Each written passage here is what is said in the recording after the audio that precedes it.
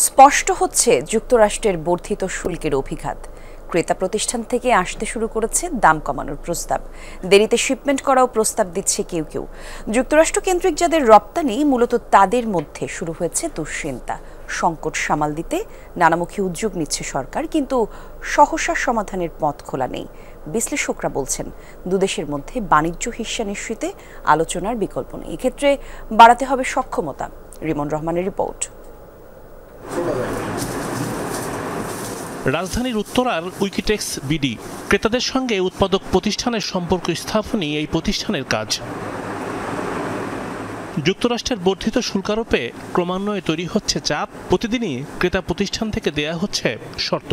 কেউ বলছে কমিয়ে দিতে হবে পণ্যের দাম, কারো দাবি ভাগাভাগি করতে হবে বাড়তি শুল্ক। যে গুডসগুলো শিপমেন্ট করেছে, কাস্টমার অনেক ক্ষেত্রে বলছে যে তুমি এটাতে আমরা ডিসকাউন্ট দিতে হবে। রানিং অর্ডারের ক্ষেত্রে এসে বলতেছে তোমার সাথে যে প্রাইস নেগোশিয়েট করা ছিল আমি এটা নিতে পারছি না, বিকজ হচ্ছে এটা আমি যদি এখন আমার দেশে নিয়ে আসি আমাকে 57% ডিউটিতে ফেস করতে হবে, আমার সাথে এই সেটেলমেন্টটা নাই, আমার কাছে ফান্ড নাই, তুমি প্রাইস কমাও। আবার আপকামিং যে প্রজেকশনগুলি আছে সেগুলো সে রিলিজ করতেছে না, বলতেছে না তোমাকে আমরা কিছু দিচ্ছি না, বিকজ আমরা শিওর না যে এই 57% ডিউটি আমি দিয়ে বিজনেস টিকাতে পারবো কিনা।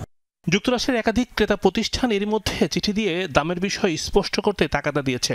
বলেছে নতুন শুল্ক ব্যাপক প্রভাব ফেলবে, দাম না কমালে বাংলাদেশে উৎপাদন চালু রাখা চ্যালেঞ্জের মধ্যে পড়বে।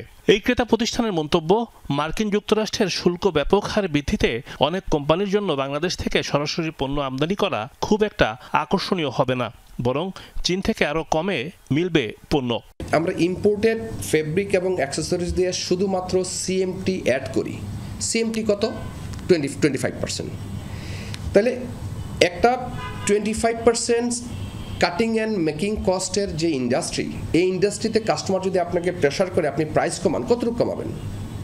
কারণ 75% যেই জায়গাটা, এটা তো আপনার তো প্লে জোন না। এই প্লে জোনটা কার আছে? ইন্ডিয়ার আছে, চায়নার আছে, ভিয়েতনামের আছে।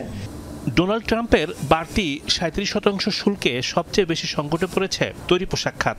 3 মাসের সময় চেয়ে মার্কিন সরকারের কাছে গেল সোমবার চিঠি দিয়েছেন প্রধান উপদেষ্টা। তবে সিদ্ধান্তের বিষয়ে এখনো কিছু জানায়নি মার্কিন প্রশাসন। ম্যানুফ্যাকচারারদের উপরে তারা যে কস্ট শেয়ার করতে বলছে, তারা যে আপনার যেই মেসেজগুলো আমরা পাচ্ছি যেখানে তারা পার্শিয়াল বলছে বা এক্সট্রা টোটালটা বলছে, এইটা আসলে ডিফিকাল্ট হবে অবজার্ভ করা। কারণ এমনি আমরা বাংলাদেশ অনেক লো মার্জিনে কাজ করি, সেইখানে যদি এখন এই শেয়ারিং এর কথা আসে, ওপেন কস্টিং মডেলে সবাই জানে যে কি কস্ট আমাদের হচ্ছে বা কি হচ্ছে না। মার্কিন যুক্তরাষ্ট্রে বছরে সব মিলিয়ে $8 বিলিয়ন বেশি পণ্য রপ্তানি করে বাংলাদেশ। তার মধ্যে 7 বিলিয়নই যায় তৈরি পোশাক। বলা হচ্ছে সরকারের সার্বক্ষণিক তদারকিতেই সংকট থেকে উত্তরণ হওয়া সম্ভব।